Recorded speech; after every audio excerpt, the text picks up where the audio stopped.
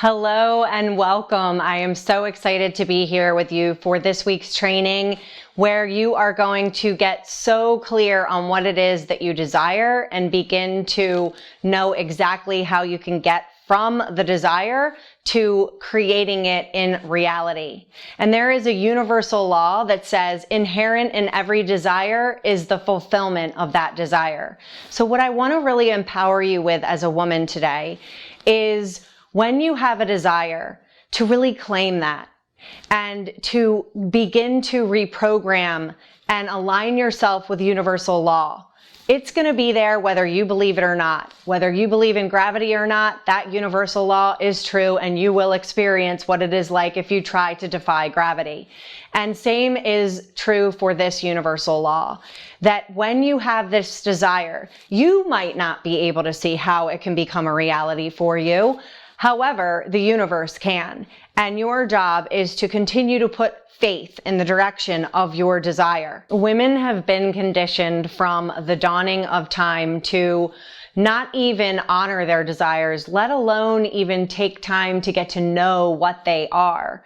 And quite frankly, it's time for that to come to an end. There is no kind of empowerment in denying yourself. In fact, a woman's greatest place of pain is in self-denial and in self-betrayal.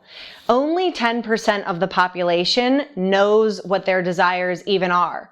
And where do you think you're going to be if you don't know your desires? You have to be able to know, what is it that I really hold true in my heart?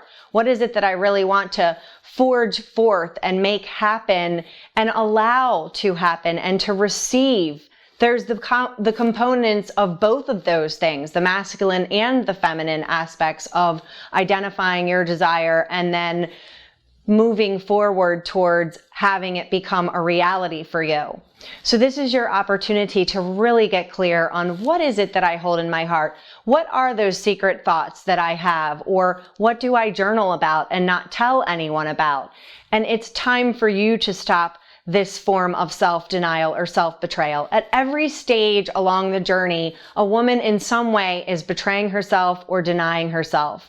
And it's really time for you to be free from that. So in order for you to get clear on your desires, it's going to require you to sit with yourself and to be quiet with yourself and to identify, not just once, but on a regular basis, making it an actual practice for yourself.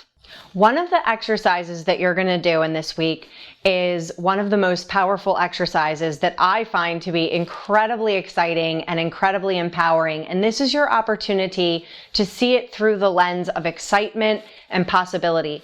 All abundance comes to you in the way of opportunities, ideas, possibilities, and people. So stay alert for those sorts of things. And in the meantime, the exercise that we're going to do, I'm going to share a personal story about it with you in what I did. And so after I first became single, I knew that I wanted to have certain things and do certain things. And I was also a little nervous about what it was going to be like to be a single person, because I had never been single or financially independent before this. I literally was dating in middle school and in high school and in college, and then got married very quickly. So this all was new for me. And at the same time, it was a very exciting period. It doesn't matter right now whether you're single or you're in a relationship. What matters is that you are taking a stand to honor your desires and to identify them. And through the $1 million exercise, as I call it, you will begin to see what it is that you want to bring into your life, and you will begin to set the energy in motion to make that happen. So when I first became single, I knew that I was going to need support. I knew that I was going to need someone that could be a handyman, someone that could be a snow removal person, all kinds of different things. And so what I did is I took a sheet of paper, and again, remember I said the power of writing things down. So on the left-hand side, I wrote down who it was or what role I needed to fulfill at some point. It wasn't that I knew who the person was going to be, but I did write down what role they were going to play. So it was like handyman, snow removal person, wallpaper person. I let myself dream, not just what I needed, but also what I wanted. So when you do the $1 Million exercise, you get to identify specifically what is it not only that you need that's practical, but also what do you dream? Do you want to have a travel agent? Do you want to have a pet groomer come to your house? Do you want to have a personal chef? And there is no cost in doing this. It's a free exercise for you to literally set in motion the energy for you to expand your life in a bigger way and to live more true to who you are, because your desires are unique to you and you get to claim them and you get to allow them to be fulfilled. So both personally and professionally, I began to do this. I looked at what person would I need to have in my business on my team in order to show up and be able to do something so big as the School of Feminine Fortune. And I identified the roles. And then as time went on and I began asking, hey, do you know a really great marketing funnels person? Or do you know a really great videographer? Or do you know a really great massage therapist? Again, both personally and professionally, or a really great wallpaper person.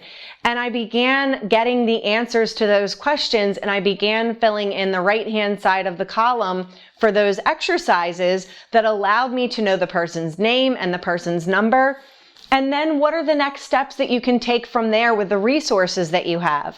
One of the examples that I like to use is the wallpaper person. She was working for a wallpaper store. There was no charge for her to come to my home and give me a consultation and to bring wallpaper samples.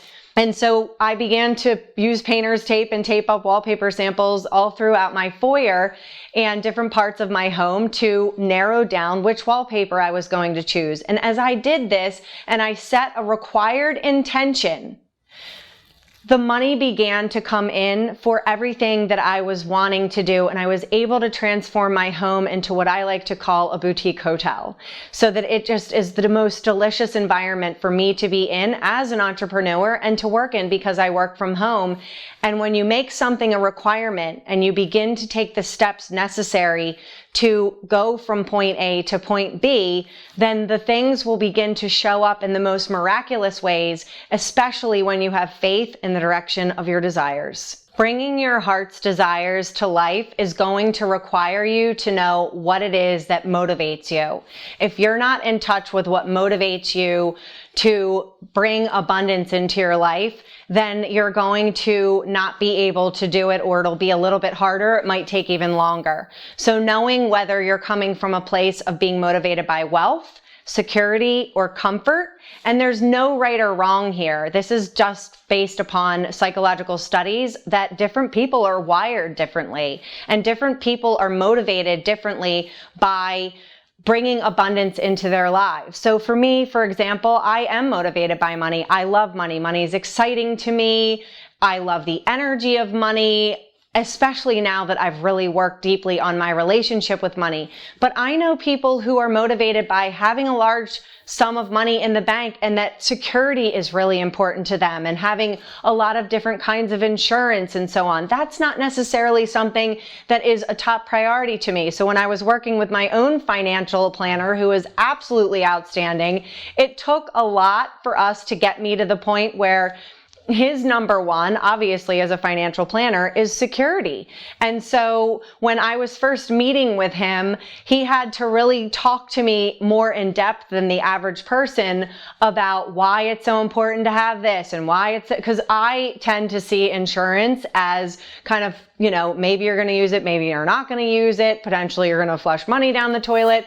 And it took me a longer time to come around and to see through his lens, to have myself financially set up and being covered with life insurance and an umbrella policy and having my auto and home and all of those components in place to the degree that he was really wanting me to. And that's because I'm not motivated by security. I'm more motivated by bringing in money, which is very exciting to me. And then other people are motivated by comfort, and that might just look like, you know, I don't need a lot and I don't need flashy things, and I'm okay with that. And I think that it's really important that you make note of this and you claim what it is that motivates you. And perhaps you're motivated by a couple of the things, but one might be stronger than the other.